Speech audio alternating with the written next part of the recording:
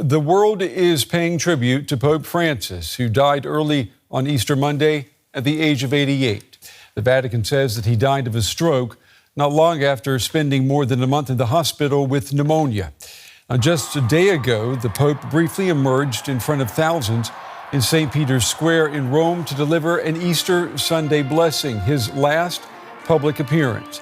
The cleric who led the world's 1.4 billion Catholics is being remembered for his compassion, but also for triggering anger among many conservatives because of his determination to reform the church.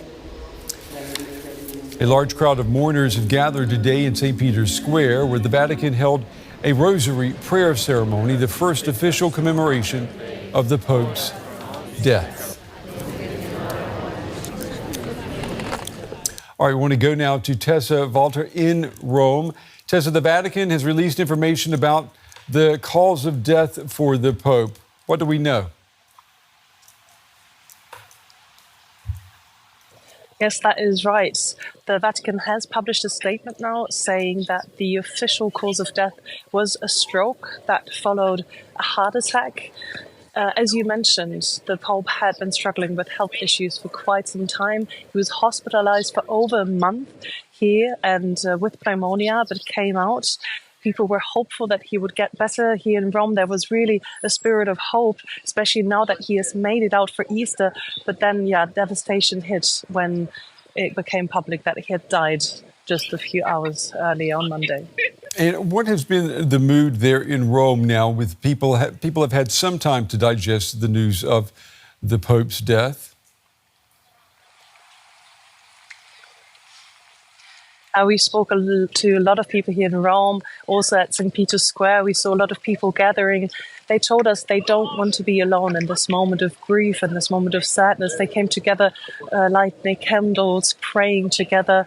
For them, it was quite a special moment of him dying here over the Easter festivities. I met a group of Erasmus students that came here to see the Pope for the very first time on Easter Sunday. And they told me they are convinced that he gathered all of his strength really to be here for the pilgrims that had come from far, from all over the world, to be here over Easter and be there for them on Easter Sunday before he could then let go and pass away in peace. And Tessa, we are learning more about the Pope's funeral arrangements, and I understand they break with Vatican traditions. That is right. Pope Francis was known as someone who was quite down to earth, very humble, looked out for the poor. So he also wanted to break with some of the more, let's say, fancy tradition, pompous traditions that come with the Vatican and its funerals. So he asked for a very, very basic wooden coffin, for example, that he wants to be buried in. And he also said that he doesn't want to be buried in St. Peter's Cathedral, where all the other popes are, but in his favorite smaller basilica, the St. Mary's Basilica, where he will find his final rest. And obviously, preparations will soon be beginning to elect a new pope. What will happen next? So now a few days of mourning will happen, and after that the funeral will probably take place by the end of the week, Friday, maybe Saturday, Sunday, and then 2 weeks after the conclave will start, where cardinals from all over the world come here and gather in Rome to select the new pope. So in a few weeks' time we will probably have a new pope already. Okay, DW's Tessa Walther with the latest from Rome as the world comes to terms with losing a pope. Tessa, thank you. World leaders have paid tribute to the Pope, described as a beacon of compassion. Catholics in many countries have also been mourning the death of the pontiff, and some have shared their memories of his ministry.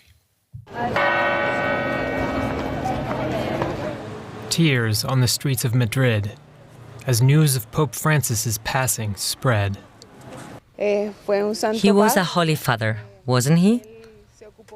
He was very concerned about welcoming all mankind and not putting up barriers, but in the sense of Jesus Christ and love.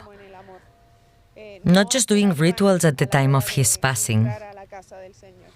For that reason, I respect him very much. I really feel it. In Belgium, That's very sad. He was a wonderful pope. I think the best in my lifetime. at London's Westminster Cathedral, and Notre Dame Cathedral in Paris. Catholics and non-Catholics alike took time to remember the Pope. I'm an atheist, but with a Judeo-Christian background. It touches me because I found him to be a pope who made a meaningful contribution to reforms, especially financial and moral reforms. I hope his work will be carried on. I believe he was in line with Pope John Paul II, and I hope we continue to progress towards something more in tune with our society today. Even the New York Stock Exchange took a moment of silence for the pontiff.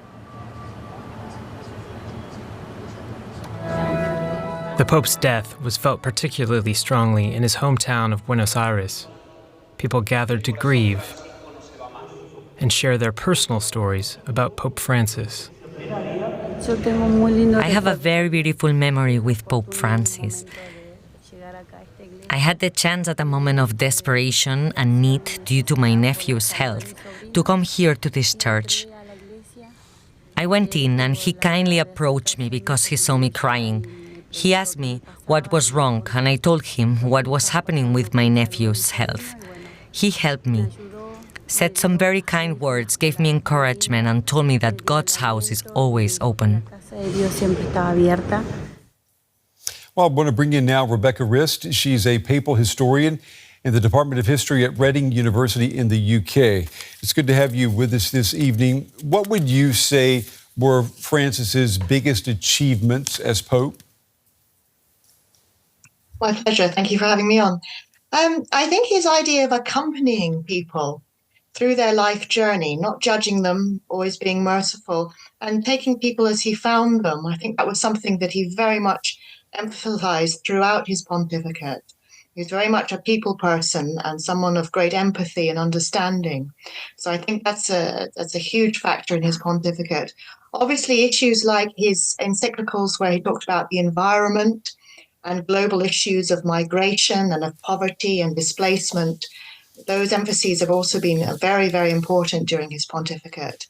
And also, he's been a pope at the time of burgeoning media, particularly social media, and a truly global pope, getting his message across, not just to people obviously in Europe, but throughout the world, in South America, Asia, Africa, and trying to speak person to person, something that the papacy is grappling with at the moment, how to get its message across in the modern world with all the competing media interests and so on.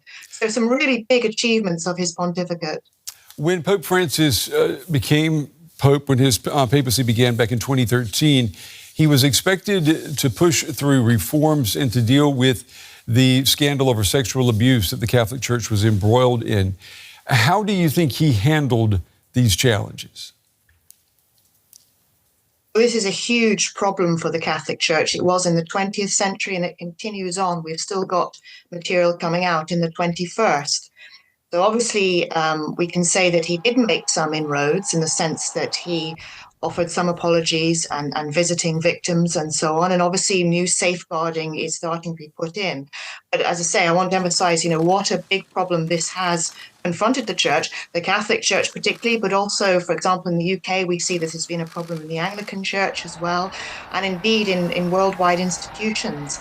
So as a papal historian, I would say that it's been the really big issue, the great terrible scourge of the Catholic Church in the 20th and 21st century. And I'd say that although some inroads were made, obviously there's an awful lot more that needs to be done.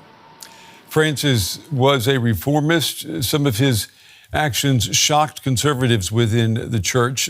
Do you think that the next Pope, do you think that he will be also a progressive, or do you think that he will be more of a traditionalist? Well, because it's a secret ballot when they go into conclave, when they're sequestered, we don't really know. Because even if you thought, for example, that there were more liberals in the College of Cardinals at the moment or more conservatives, because it's secret, It's between the cardinals and their conscience when they get in there. And obviously, there's also the old saying that the one who goes in, everyone thinks is going to be Pope, is papabile, comes out a cardinal. So we've got a really interesting process ahead. Now, obviously, there have been various appointments to the College of Cardinals made by Pope Francis, so one would expect that there will be more people there with perhaps his vision of how to proceed.